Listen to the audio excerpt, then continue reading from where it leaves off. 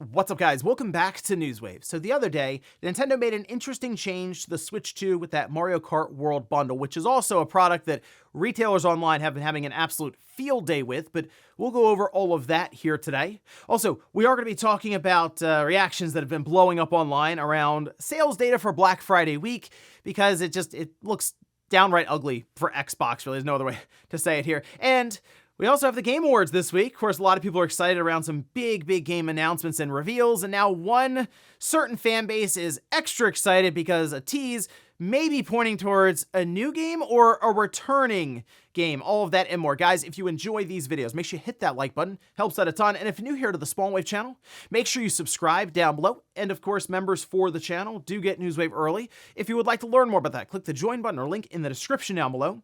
And we're going to start today with that statue that Jeff Keighley put out there in California, and people are going crazy trying to figure out what it's referencing, which is an announcement for the Game Awards. But what game, what studio is behind all of this? And if you forget the statue, here's a quick shot of it. But we do have at least one game being ruled out that was kind of a leading candidate here for a bit. We can see this over on X, and this is from the CEO at CI Games, of course, behind Lords of the Fallen 2, saying, "I can confirm it's not us. We're just as hyped as you are. Devs are praying it's something from, so like FromSoft. Huge respect to them, and we dream of reaching that level one day." So that is like now the big leading candidate, is that it's something FromSoft related. That wouldn't shock me if that were the case, but it also is kind of, I don't know, expected. That's the thing I'm trying to figure out with this statue. It's like, wouldn't it be something maybe out of left field? It's like the statue could still relate to the game, but in a more roundabout way. And so I was thinking more and more about this. And wouldn't that be funny if we've been thinking about all these other things, God of War, FromSoft, Lords of the Fallen 2, and it ends up being a new Tomb Raider game or something like that. Something kind of out of left field, but also still you can relate to it a little bit. Maybe something in a tomb somewhere. There's like crocodiles or alligators on the side. I'm just kind of spitballing here, but that might be my guess. A new Tomb Raider game is what'll come out of the statue. Also, if you're like me and you missed the old days of getting a manual with your game, it looks like Nintendo has at least tried to meet people halfway by offering one you can print at home. Now this, you can see, it's a PDF that they have over on their website, and it's for Metroid Prime 4 Beyond. Now this one is in all Japanese. I'm curious if they'll release maybe an English version of this in PDF form, but it's cool. At the top, they show you like what the dimensions, you set it up for your printer, and after you print it out, how you would fold it so it becomes a manual. Now you will want to use like decent or nice printer paper. Really, that's the thing. It's going to come down to the quality of it. Although, hey, maybe you say, you know what, whatever, basic printer paper is fine. I just want to have that experience of being able to open the case and there's something there rather than just two plastic tabs that are designed to, hold a manual. But I mean, they do show, there's an image here you can see for Nintendo Life where they do show that yes, you can, once you print it out, fold it up, it fits in there just fine, and I think completes the overall look and experience of getting a new game. But as I mentioned, it's all in Japanese, so here's hoping Nintendo has plans to maybe release a full English version of the Metroid Prime 4 Beyond manual. Oh, and here's something fun for Dreamcast fans, as a Star Fox 64 port has been released. Now this is a result of the decompilation efforts for all these different Nintendo 64 games that have been coming out, but this is over on GitHub now.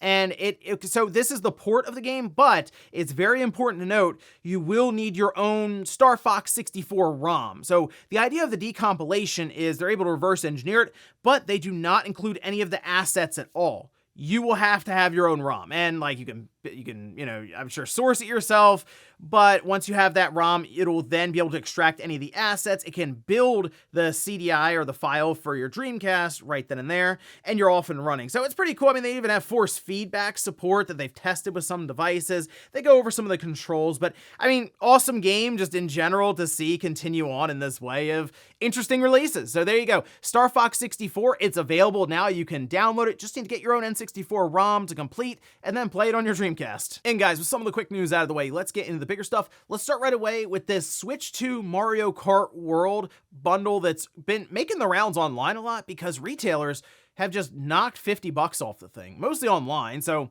if you look, it was Walmart at first, and we went over this, that did the see price in cart option, and that way they can sort of get away, Amazon explained it, with lowering the price on a new product that's supposed to be MSRP, but it's not technically advertised. and it could be a personalized price. Again, kind of just loopholes, skating the rules, all that kind of stuff. But really, the end of the day, you save $50, $450 for the system, and really then just a free copy, essentially, of Mario Kart World, which is great. But this deal that I thought would be limited time to where it's maybe a 24-hour or 48-hour flash sale, it's still ongoing. Like, Best Buy is running it now, as they decided, I guess, just a price match at Walmart, and Amazon was doing it. Now they're just sold out. It's like see best buying options, but Walmart is still doing it. So I don't know. Is this going to run throughout the whole the entire holiday season? I guess it's possible, already being a week into December. But something else has happened here with Nintendo, and we can see this. This is over on X from Nintendo. It says Nintendo removed text from their website that stated the Nintendo Switch 2 plus Mario Kart World bundle would be a limited time product through fall 2025. It is important to note that you can still find that limited time production notice on the Mario Kart World page. Now, again, this can be updated over time to where they will continue to remove that, or maybe they'll add it back. But the thing is, they're still offering this bundle, and it seemed like it would be gone by the holiday season with how it was originally being referenced in fine print, and it almost felt like that Pokemon Legends ZA bundle would take its place, and we would just have a rotating bundle consistently for a little while now. I figured that was a way for Nintendo to still get to that $500 price tag, rather than just like put the system itself baseline at $500. It's like you get a game with it, you save some money, but Nintendo can still get more money from you up front because the game that's coming with it, for the most part, is a digital code anyway. I know some were saying that they got a physical copy of Mario Kart World, but for the most part, I'd say 9 out of 10 people I've seen mention it.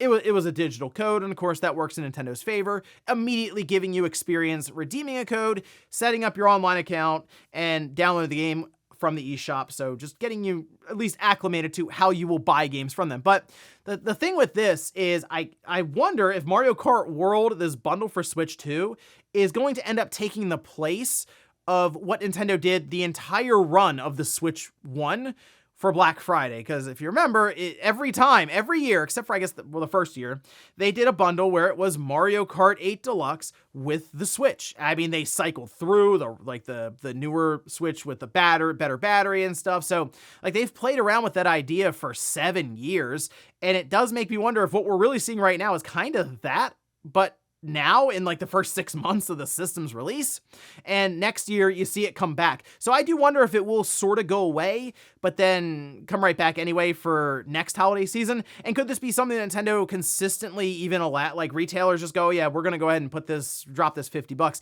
That is the interesting thing to me because it's still ongoing. So if you're unaware and you're looking at a Switch 2, there you go. You save $50 and you get Mario Kart World with it. But is this going to be something that retailers do every year where the Mario Kart World just goes down $50? Places like Walmart, Amazon, Best Buy. I think Target still has it at $500, but I'd be really curious to know the details around this outside of Walmart just one day felt like, hey, this would be a good way to get people in the door to our website. Let's knock it down $50. It very well could just be that, and then other retailers follow suit, but not all of them. Still, though, it seems kind of interesting to be 6 months or so, just about into the console's life, with the bundle, and it's getting marked down $50 at the holiday season. So something definitely to keep an eye on, because eventually that deal will go away, but how long will the Mario Kart World bundle be around? And is this something maybe even Nintendo just wants to carry on into 2026? Next up, let's talk about Black Friday week, as we did get some initial sales data back for the US, and we can see this. This is over on Matt Piscatella's account here, social media, saying in the US, PlayStation 5 accounted for 47% of total Black Friday week hardware unit sales, leading the market. The Switch 2 ranked second, 24%, with the next Playground third at 14%. That's actually pretty good. 14% for the next Playground, which is a device that many of us did not know existed. Although I did see some in the comments say that they were aware of this thing, which we'll get to at the end of the show, as I did pick one of those out. But I had never really paid much attention to it. Some were telling me that they saw it through TikTok on the podcast this past weekend, that there were ads there, and that's what kind of led them to seeing it in the past. So I'm sure there's still a lot of marketing going on for this, but whatever they're doing seems to be working, as this system came out in 2023. So it's not even like brand new or anything like that. However, the part that people, of course, are looking at going, hold on a minute, where's the Xbox? Yeah, I mean, he tracked 3 spots, and well, there you go. The next Playground took over that third slot that normally, yes, would be there for the Xbox. And I'm not that surprised that PlayStation was able to take up almost half of the spend for Black Friday when it comes to hardware, just units in general, because Sony did run probably the one real legitimate Black Friday sale for the three console manufacturers. Again, I know we just talked about Nintendo and how Walmart had knocked $50 off, but that wasn't something that Nintendo was out there like really advertising. Sony was all about, hey, we're knocking $100 or so off of all these PlayStation 5 consoles, so come pick them up for Black Friday week. And then it's sort of extended a little further even into December in some places. So for that, yeah, you have that kind of advertising, that kind of excitement around your product, just trying to pick it up before the holidays. But then also, let's be real, before 2026, when we're already discussing how prices could just go up outright because of parts themselves becoming more expensive, the hardware or the components to create these systems. So that makes sense. The Switch 2 at like 24%, okay, but the Xbox being absent, outsold by the next playground, I mean, that's pretty ugly. Look, the Xbox itself, the Xbox Series is expensive. We know this. It's $650 for the X model. Even when you look at the Series S, you compare that at what was like $380 or something like that. And then here's the PlayStation 5 that's just about comparable because they're both digital systems then. At the PS5 is like $400, and so it's not that far off. People are probably going to gravitate towards that PlayStation 5. So it's hard basically to recommend an Xbox outright, especially when they're running no deals. Most people will look for the Black Friday deals outright and just say, yeah, the Xbox Series, maybe that'll go on sale eventually. I'll get it then. I mean, at this point, look to the used market because the prices, while they've gone up, haven't gone up that much more. And the Xbox Series X, you can have one of those for, from what I'm seeing online, less than $400 without too much issue. And I guess the one thing that would be kind of surprising to me are still the talks that Microsoft may end up in holiday 2027 before their next platform launches. Based on these numbers, no one's really buying, it seems like, the Xbox Series now anyway. So if you want to move to the next platform and it's ready to go by holiday 2026, I guess make the move, but then it comes down to how much will it cost? What are the plans around joining all these platforms together, with Windows apparently leading the way? And that's having its own issues right now with bloat and honestly just bugs and being slow and kind of unreliable. And then also there's a lot of the stuff around the AI being integrated. It's a whole thing there. But that's the thing. Do they really want to go 2 more years? Where we're talking about next playground outselling the Xbox? That's hard to believe for me. So I do wonder if we hear more and more rumblings after the holidays. We get into January, February, March, and we start hearing, okay, yeah, Microsoft gonna make some moves here, and we'll probably start to see their system here pretty soon, and they're gonna lift the curtain on the biggest technical leap that we've ever seen in terms of gaming generations. Next up, let's talk about an announcement that people are speculating could be set up for the Game Awards and could be a new Star Wars game. Now, this we can see. This is over on X from, it says Kurakasis. They've been around quite a bit. They've had a lot of rumors and reports as well that have come true, and so people do follow them quite a bit. But they did elaborate a bit more. We'll go over this first message here. A big Star Wars game announcement is coming very soon, and just to be clear, the announcement has nothing to do with Star Wars Zero Company or Eclipse. Okay, so we can work out both of those games, and then naturally there's a lot of speculation around a whole slew of Star Wars games that it could be, and then they decided to whittle it down a bit. The title of this game ends with the Old Republic. Okay, so people are looking at this, the title. Well, that should be Knights of the Old Republic, right? That's what we're talking about here. And we know the remake itself got moved around and then put back into development. Apparently it's still in development. So with that in mind, are we going to see almost the resurgence, the rebirth of Knights of the Old Republic remake? It's definitely possible, but I'd be very wary of that. If I'm Embracer with Saber apparently working on this thing, I'd make sure it's really ready to go this time. The last thing we need is another cinematic trailer that lasts 50 seconds to a minute and give us no real details at all about it. And then we just hear about how it got canceled later on or something. I would hold on to that one until you are like a year out or something, and you can show up with some sort of gameplay that's tied into the cinematics, of course, to make the game look all nice and pretty.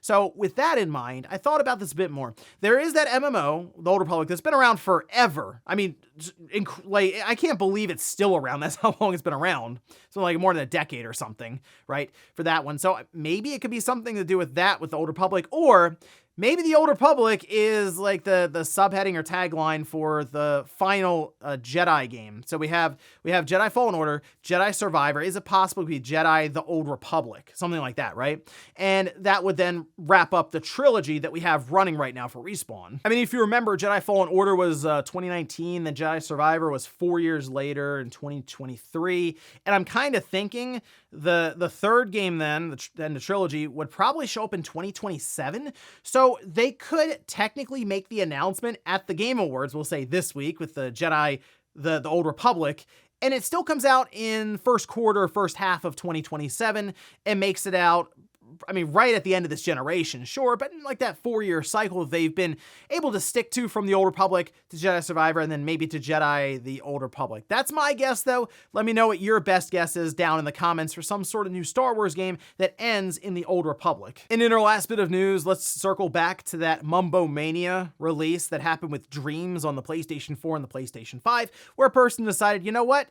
If no one else is going to do it, apparently I'm just going to make a new Banjo-Kazooie game, but I'm going to have to do it in Dreams. And you know what? It looks super impressive. Again, we've talked about this already, 800 plus hours to make the thing. But something interesting happened. Rare decided to recognize this online. And usually we hear horror stories when like the parent company, the rights holder sees it. Usually it's not very happy. Generally it ends with cease and desist, things getting shut down. But in this case, Rare seemed pretty impressed by it too. We can see this. This is over on their account saying, put our fanciest hat on just so we could tip it to this. Incredible work, as they're quote tweeting that Banjo-Kazooie Mumbomania announcement. And to me, it's like, oh, this is cool. You know, it's good to see that it's not, okay, hold on a minute. We're getting our lawyers, prepare for a statement, and keep an eye on your mail as you get served. No, it's like, hey, this is pretty cool. We like to see this. The thing with that, though, is, of course, everyone's then going to ask them, why aren't you making a Banjo-Kazooie game? And that is what happened. Like tons of replies, like, why aren't you doing this? Hire this person. They've done more work than this than you have to keep the franchise alive. Why don't you do it? It just goes on and on and on and on. And look, here's the thing with Rare right now. I mean, they just do Sea of Thieves. So if you're not in a Sea of Thieves, yeah, you're probably just not interested in Rare anymore. Maybe back in the day you were, because they made things like Banjo-Kazooie. Everwild got canceled. So people left Rare. Here's the thing with Rare, though. A lot of the people who would be interested in making Banjo-Kazooie just aren't there anymore. So Rare really wouldn't even be the... It sounds crazy, but they really would not be the studio to make a new Banjo-Kazooie anyway. And with that in mind, the franchise itself would probably have to be handed off for someone else to make it. Like, we've talked about Toys for Bob. They would be most likely right now like the perfect studio to attempt a new Banjo game. Would they? I mean, are they? It's possible. They did contract something out with Microsoft. I do think there is still something there, though, with Banjo-Kazooie, as we're seeing with this Mumbomania Dreams game. And it blew up online. People were really excited, and they're apparently checking it out. Here's the thing, though. It is free. I mean, you have to have Dreams. I get it. But you just go on there and you download it and play it. The real test would be what happens if a new Banjo game comes out and it's $60 or $70. Does that hold up in today's market? That's kind of the test we need to see. But at least for now, it seems like people are interested in it. Maybe if Microsoft can make it work at a $50 price tag and it's still a, pretty good 3D platformer, they can kind of kickstart that franchise again and then eventually work its way back up to that $70 price tag that, let's face it, all these publishers really want to be able to charge. And before we go to the comment of the day, we'll take a look at the poll that I posted up yesterday, where I ask, would you like to see more polls tied into an ongoing bracket that runs for a few weeks in the future? So like best console of all time, best character of all time, stuff like that. 58% say yes, 42% say no, keep it to random polls, news related. So I'm setting up Game of the Year madness right now. Evan put the bracket, like the blank bracket together. I have to start seeding and putting everything, like all the games in the right spots. Then we start that up. And I realize when I do that, it runs for weeks. Several weeks are just dedicated to, here's this game versus this game. And I do like to see that because it's fun. It's interesting to see how people vote on certain games and even which pair of games garner the most votes, which ones get the most interest. And like last year, Astrobot won. And I'll be curious to see if Expedition 33 can really run through the bracket, or maybe something like Hollow Knight Silksong can actually stand up to it. There are a lot of questions there. But even with this, you go back and do like pair up a bunch of consoles, like from all these different generations, best console of all time. You have like the Super Nintendo against the PlayStation, against the Sega Genesis and N64. And you start to think about all these different things you can do to best characters. It reminds me a lot of game FAQs back in the day would run those polls. So every day they would change the poll out on the front page and they would do like best character of all time. And they did it multiple times and it was actually a lot of fun. So that's just what I was thinking. That'd be kind of cool to try that, but I'd have to figure out a time of the year to do it because it does legitimately take up, like in this case, the Game of the Year Madness is going to take up most of December and then part of January. And that's the thing, it runs for days and weeks at a time. So I have to kind of plan it out, but I wouldn't mind trying best console, best character, stuff like that. I have to figure out how to seed it, but once the bracket is set, it's like, all right, let the community kind of let the chips fall where they may with their votes. And we'll finish up with the comment of the day, as you're seeing here. This is from Omega, who says, my local Walmart has an interactive demo display for the next playground. When I first saw it, I thought it was like a better version of the Kinect. They keep selling out, so that display is very effective. That's what I thought too. It looks like a new age Kinect, but it's all in one. So the Kinect attached to the 360, which was already a multi-purpose device as it is. As Microsoft went through that generation and leaned more and more into the general audience, but more and more into media and stuff even outside of games. So they were pulled in many different directions. The thing I'll give this next playground credit for, it knows what it wants to be. It's not trying to be this general purpose gaming media device with a camera that can track you.